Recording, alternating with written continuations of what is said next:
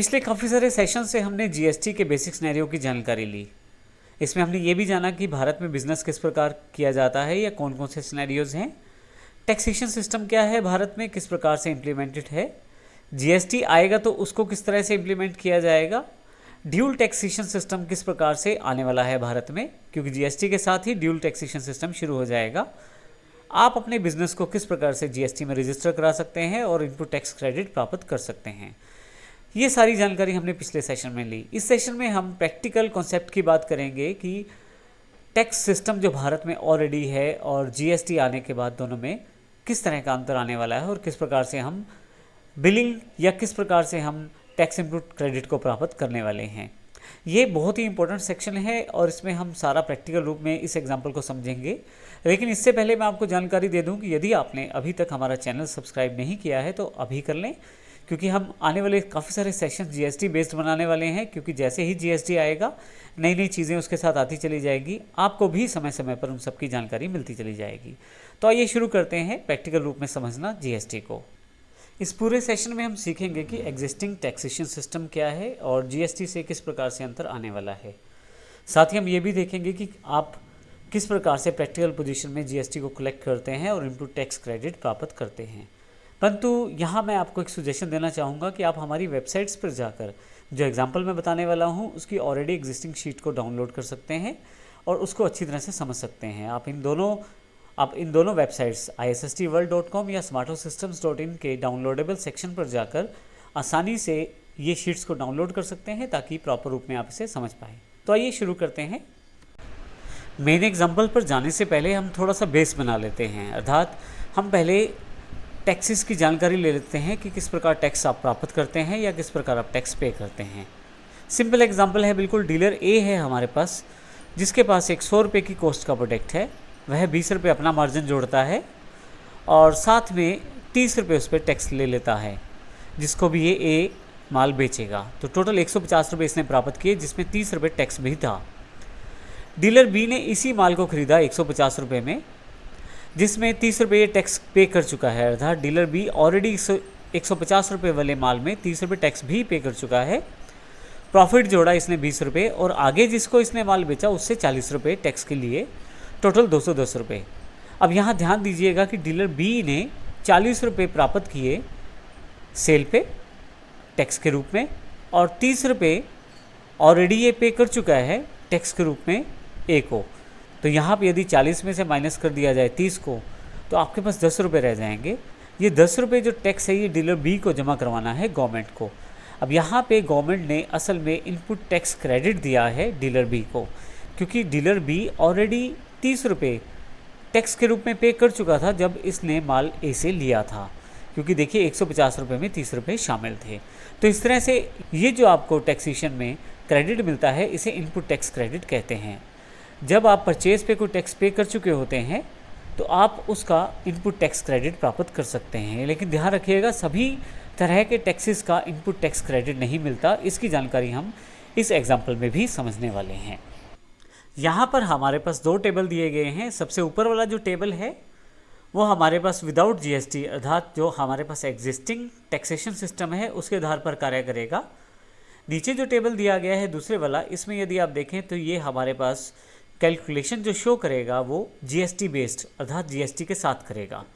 आइए सबसे पहले ऊपर वाले एग्जाम्पल को हम क्लियर करते हैं। यह जीएसटी के बिना है, अर्थात यहाँ पे जीएसटी का प्रयोग नहीं किया गया। यहाँ पे हमने उन टैक्सेस का प्रयोग किया गया है जो प्रेजेंटली इंडिया में प्रयोग किए जा रहे हैं। अब यहाँ यदि आप देखें तो हमारे पास, इसको पहले पूरी तरह से समझते हैं। ऊपर की तरफ डीलर आपके प्रोडक्ट का कॉस्ट, एक डीलर जो प्रॉफिट जोड़ता है 20% माना गया है सेलिंग प्राइस। उसके पश्चात कुछ टैक्सेस दिए गए हैं जैसे एक्साइज, सीएसटी और वैट। फाइनली टैक्सेस को जोड़ के जो प्राइस आता है, टैक्स जो आप पे करते हैं अपनी परचेज पे, टैक्स जो आप रिसीव करते हैं सेल पे, और फाइनली जो आपको टैक्स गवर्नमेंट को पे करना होता है उसकी जानकारी यहाँ पे दी गई है। हम यहाँ से हरियाणा से शुरुआत करते हैं। मान लीजिए हमारे पास हरियाणा और पंजाब 2 स्टेट्स हैं। सबसे पहले ए डीलर जिसके पास 1000 रुपये की कॉस्टिंग का प्रोडक्ट है, वह अपना 20% मार्जिन जोड़ता है, अर्थात 200 रुपये, और 1200 रुपये उसका सेलिंग प्राइस हो जाता है।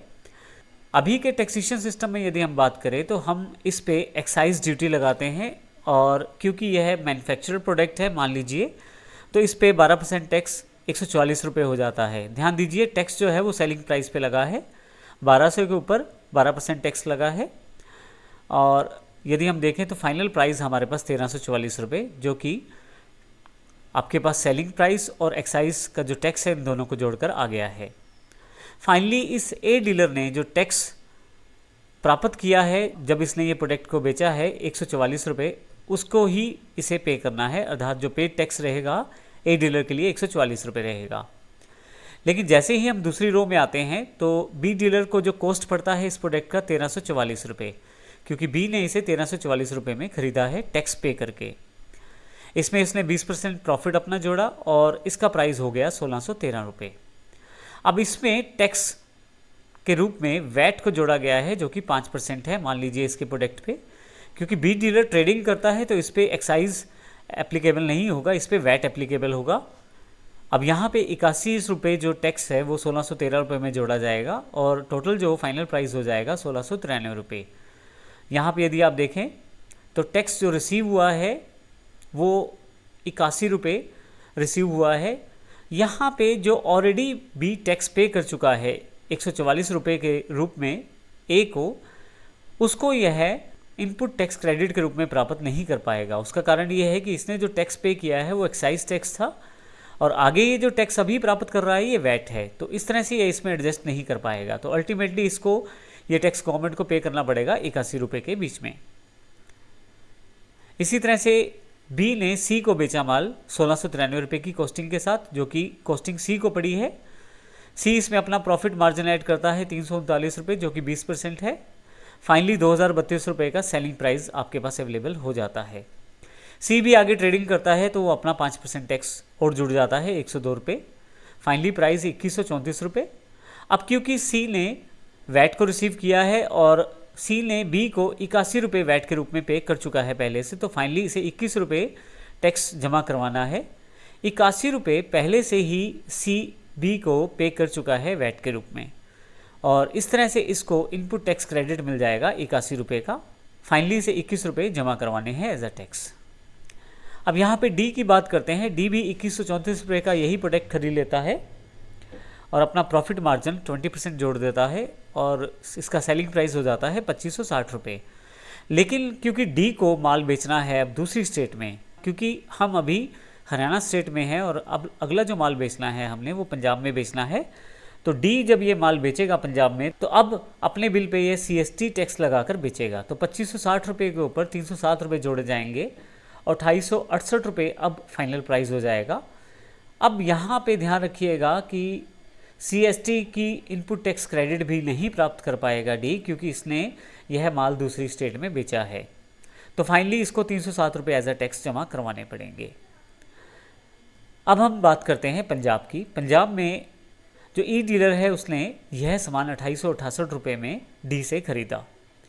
इसमें उसने अपना प्रॉफिट 20% जोड़ा 574 रुपये और 3441 रुपये का सेलिंग प्राइस इसने रखा। अब इसने क्योंकि पंजाब स्टेट में माल बेचना है तो 413 रुपये वैट के जोड़े और फाइनली 3854 रुपये इस पे फाइनल प्राइस अवेलेबल हो गया। परंतु यहाँ पे इस पर किसी भी तरह का टैक्स क्रेडिट नहीं मिलेगा, क्योंकि इसने CST पे किया है और आगे से वैट को प्राप्त किया है। तो यहाँ पे यदि हम देखें तो जो टैक्स रिसीव हुआ है 413 रुपये पंजाब गवर्नमेंट को पे करना पड़ेगा। इसे 307 रुपये जो इसने पहले पे किए थे परचेज पे, जो हमारे पास ऊपर है, वो उसका किसी भी तरह से क्रेडिट नहीं मिल पाएगा। फाइनली ई ने एफ को माल बेचा 3854 रुपये का 771 रुपये प्रॉफिट के साथ। सेलिंग प्राइस अब 4625 रुपये हो चुका है। वैट 555 रुपये जोड़ा और फाइनल प्राइस 5180 रुपये।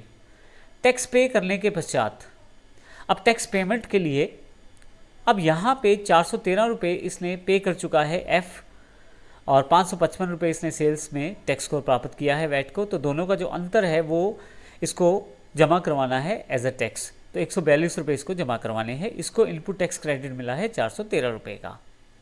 फाइनली एफ़ ने जी को माल बेचा 5180 रुपये का। अपना प्रॉफिट जी ने जोड़ा और सेलिंग प्राइस 6216 रुपये।